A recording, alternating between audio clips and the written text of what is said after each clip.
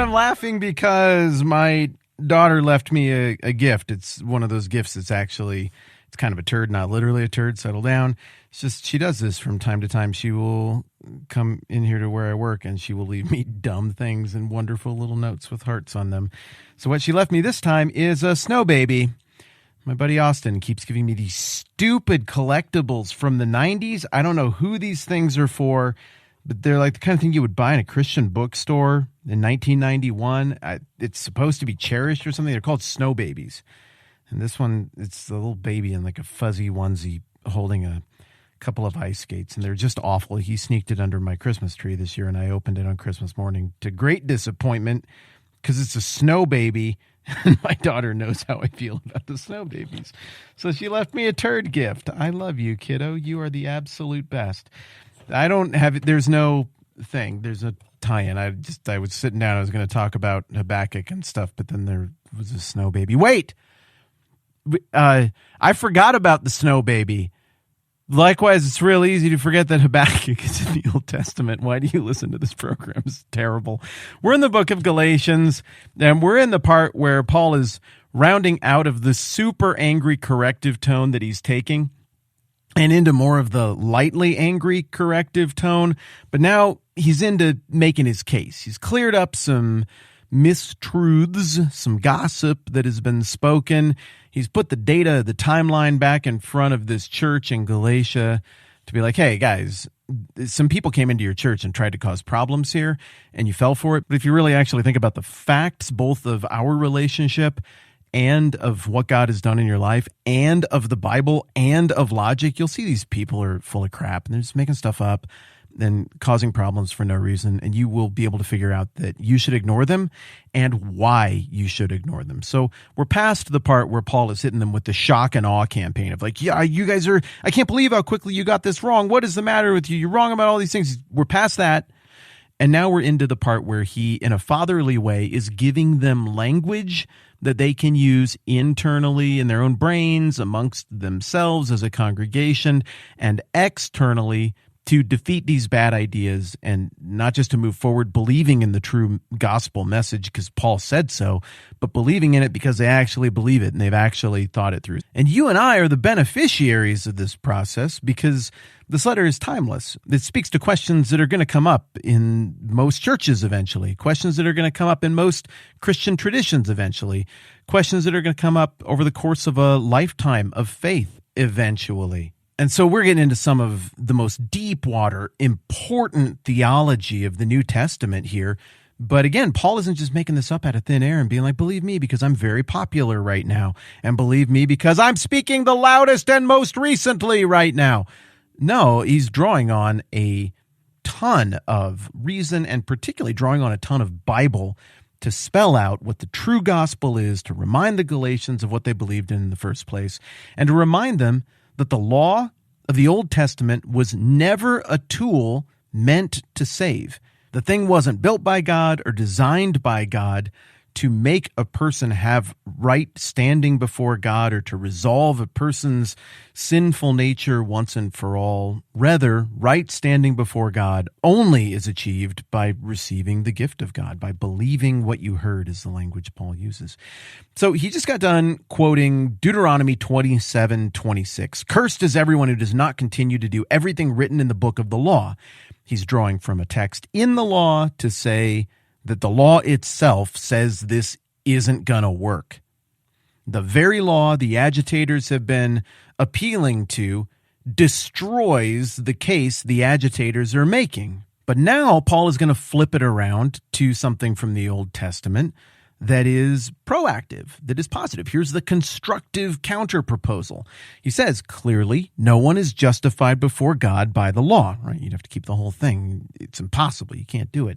Because, quote, the righteous will live by faith. Now, you probably saw this coming, but that is a quote from the book of Habakkuk, specifically Habakkuk 2:4. So let's just zip back to the Old Testament, find Hosea. Homer jumps angry otters. Hosea, Joel, Amos, Obadiah. Jonah might navigate happily. Habakkuk, happily. Habakkuk. Yes, that is my acrostic that I use. Yes, it is stupid. And yes, it works. Here we are in Habakkuk. This fella, like most of the prophets in the Old Testament, was a prophet to the southern kingdom of Judah. So after the two kingdoms split, you got Saul, you got David, and then you got Solomon. And that's all the longer that Israel is a united kingdom. Then the northern kingdom comes to be known as Israel after Solomon. They don't have really any good kings at all. They pretty much just get everything wrong. A couple of prophets speak to them, but it seems to fall on deaf ears. Then you got the southern kingdom where you got a lot of bad kings, but you have some good kings along the way.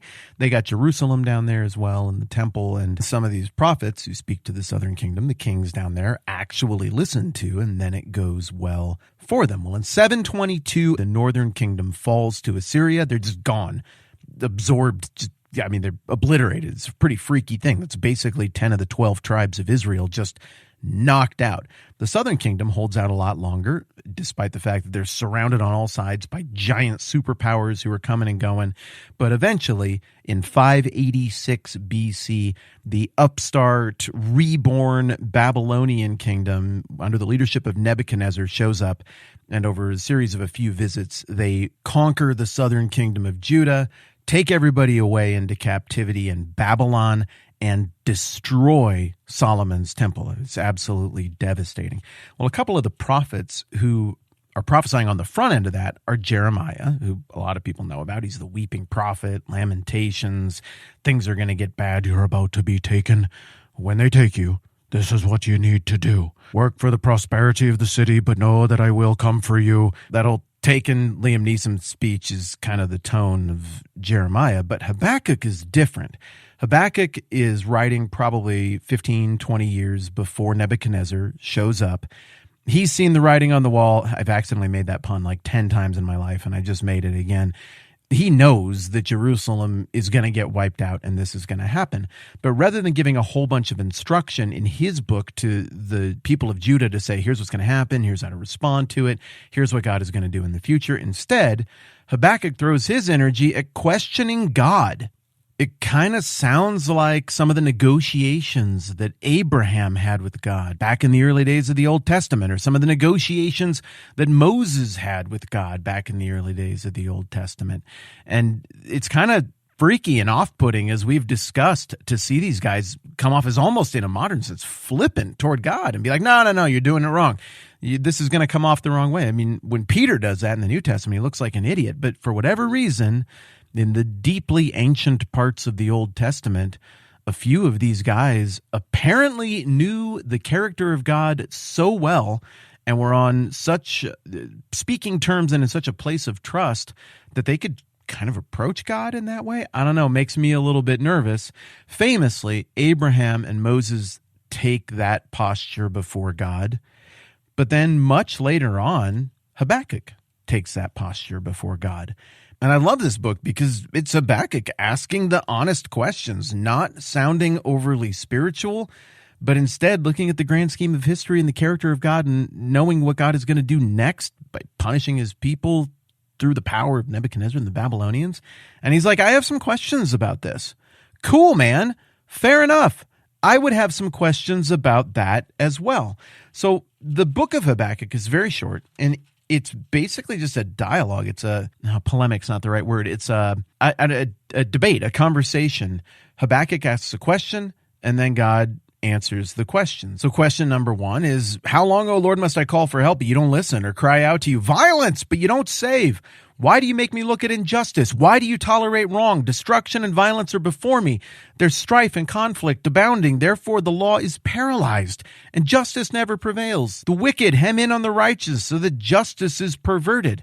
Habakkuk's first question is basically, why are you letting this go unchecked? You've seen how screwed up we've been, but so have the prophets. We're trying. Why did you let it get to this level? Why haven't you fixed us? And answer number one is more or less, well, it's happening now. This is the fix, and it's going to be with the Babylonians, and it's going to be ugly. And then Habakkuk's like, Okay, question number 2 then. Why would you use the Babylonians? They're even worse than us. And the quick version of God's answer is, they're going to get theirs. I'm doing something here. And then the book ends with Habakkuk being like, cool, you're God, I'm not. I trust your character. And he praises God for all of chapter 3, and then that's that. I'm kind of underselling the book. It's a great book. You should just go read it end to end real quick. I mean, heck, maybe I should have just read it to you. Now, tomorrow, we're going to come back and we're going to pick up on the one little thread of thought, the one particular verse in that grand context that Paul is alluding to over here in Galatians chapter 3. I am going to go find a creative way to dispose of this snow baby, and I'll catch up with you mañana. I'm Matt. This is the 10-Minute Bible Hour podcast. Let's do this again soon.